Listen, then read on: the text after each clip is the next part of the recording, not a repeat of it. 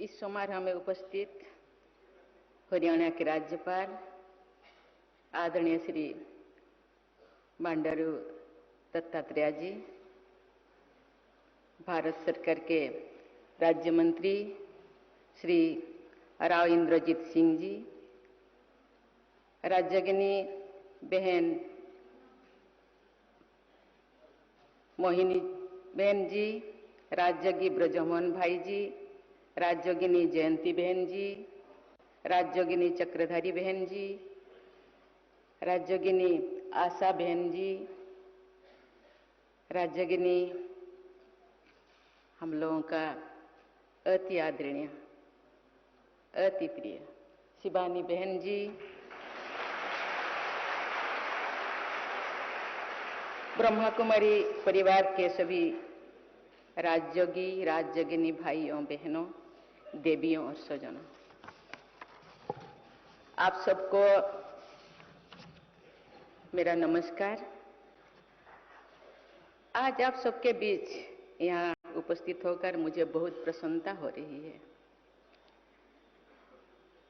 Om Shanti retreat centre के इस सुंदर प्रांगण का आध्यात्मिक वातावरण मन को एक नई ऊर्जा, नई उद्दीपना, नई उल्लास मन में सृष्टि करती है। मैंने ब्रह्मा कुमारी संस्थान को बहुत करीबी से जानती हूँ। मैं इसको अपना घर समझती हूँ, मेरे बाबा का घर समझती हूँ।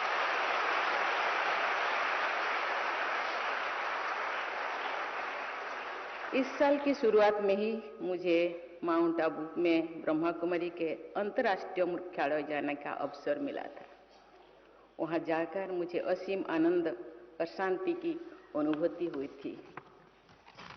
देवियों और स्वजनों, आज के इस राष्ट्रीय सम्मेलन का विषय मूल्यनिष्ठ समाज की नींव में महिलाओं की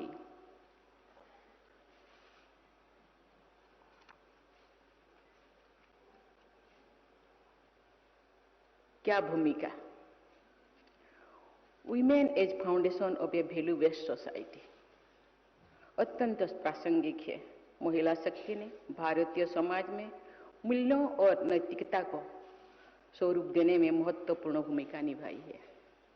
भारत की समृद्ध सांस्कृतिक और आध्यात्मिक विरासत में महिलाओं को यथोचित सम्मान और स्थान दिया गया था।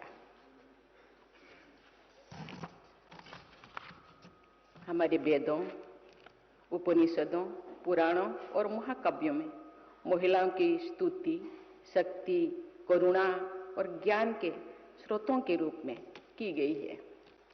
हमारी संस्कृति में माता पार्वती, माँ दुर्गा तथा काली, माँ लक्ष्मी और माँ सरस्वती का जीवन की पोषक और नैतिकता के संरक्षण के रूप में देखा गया है। इसी तरह अंदाल, मीराबाई और माधवी दासी को निस्वार्थ भक्ति भाव तथा आध्यात्मिकता के सर्वोच्च रूप में सम्मानित किया जाता है। गार्गी प्राचीन भारत की महान दार्शनिक और विदुषी थी। उन्होंने विद्वानों और संतों के साथ अपने दार्शनिक वाद विवाद में समाज में सम्मान अर्जित किया था। एक अन्य महान विदुषी भारती ने शंकराचार्य की दार्शनिक शास्त्रार्थ में पराजित किया था। गार्गी और भारती बौद्धिक तथा आध्यात्मिक उत्कृष्टता के प्रतीक है।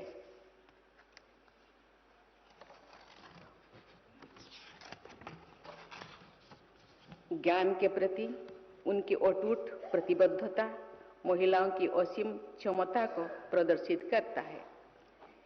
ऐसे अनेकों उदाहरण मौजूद हैं जहां महिलाओं ने अपनी बुद्धि, विवेक और ज्ञान के बल पर ख्याति अर्जन कर सर्वोच्च स्थान प्राप्त किया है। महिला एक प्रेरणा शक्ति के रूप में कैसे अपना सकारात्मक प्रभाव छोड़ सकती है, इसका एक उदाहरण राष्ट्रपिता महात्मा गांधी के जीवन में दिखाई देता है। गांधी जी की प्रेरणा के स्रोत उनकी पत्नी कस्तूरबा गांधी थी। गांधी जी से असहमत होने पर कस्तूरबा जी असहयोग करती थी, जिसका गांधी जी ने कई बार उल्लेख किया था। गांधी जी ने लिखा है कि उन्होंने अहिंसा का पाठ अपनी पत्नी से तब सीखा जब उन्होंने कस्तूरबा को अपनी इच्छा के आगे झुकाने की कोशिश की। इस होठधर्मिता का कस्तूरबा ने दृढ़ प्रतिरोध किया। वही दूसरी ओर उनका शांत समर्पण का भाव भी बना रहा। इस प्रकार अहिंसा, असहयोग तथा सत्याग्रह का पाठ गांधी जी ने कस्तूरबा जी से ही सीखा। मुझे प्रसन्नता है कि ब्रह्मा कुमारी संस्थान ने नारी शक्ति के केंद्र में रखकर भारतीय मूल्यों को पुनर्जीवित करके प्रयास किया है। ब्रह्मा कुमारी संस्थान आज नारी शक्ति द्वारा संचालित विश्व का सबसे बड़ा आध्यात्मिक संस्थान है। ब्रह्मा बाबा ने लगभग 90 वर्ष पहले नारी शक्ति के सामर्थ्य और नेतृत्व की उचित स्थान दिया था। संस्थान के 46,000 से अधिक बहनें दुनिया के 140 देशों में आध्यात्म और भारतीय संस्कृति परंपरा को आगे बढ़ा रहे हैं। देवियों और स्वजनों, इन दिनों हमारे सामाजिक जीवन में प्रतिस्पर्धा बढ़ती जा रही है। आज का आदमी धन, शक्ति, प्रसिद्धि और प्रतिष्ठा के पीछे भाग रहा है। आर्थिक रूप से मजबूत होने में कोई बुराई नहीं है, लेकिन केवल पैसे के लिए जीने से ऐसा जीवन व्यर्थ हो जाता है। धनवान होने में कोई बुराई नहीं, लेकिन धन के पीछे सदैव भागते रहना निरर्थक है।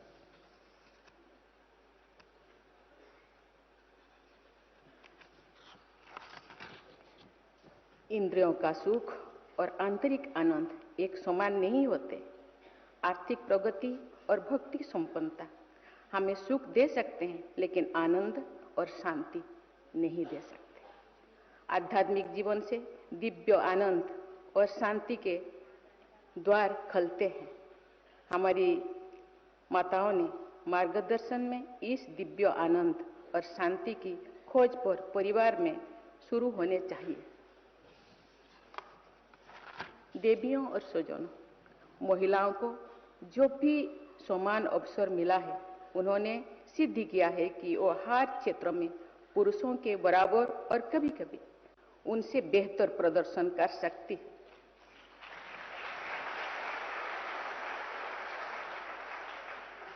विज्ञान, खेल, कला, राजनीतिक नेतृत्व, रक्षा, चिकित्सा तथा इंजीनियरिंग आदि सभी क्षेत्रों में महिलाओं ने कई कीर्तिमान स्थापित किए हैं।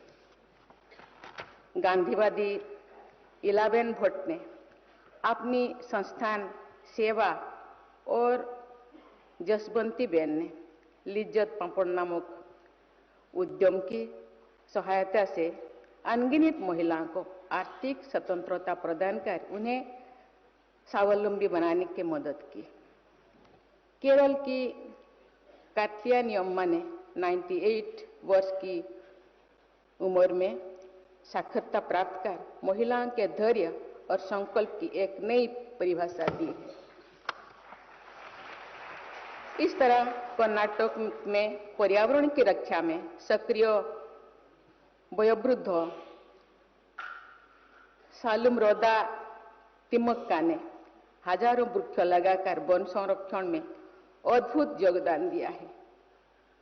चिपको आंदोलन में ग्रामीण महिलाओं के नेतृत्व से पर्यावरण संरक्षण के प्रयासों के लिए एक अनुकरणीय उदाहरण सामने आया है।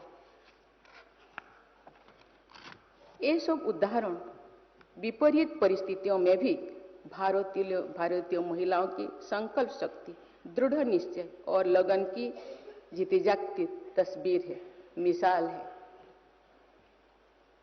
देश में असंख्य महिलाएं हैं जो बिना किसी डिग्री या फॉर्मल एजुकेशन के विभिन्न क्षेत्रों में उत्कृष्ट योगदान दे रहे हैं।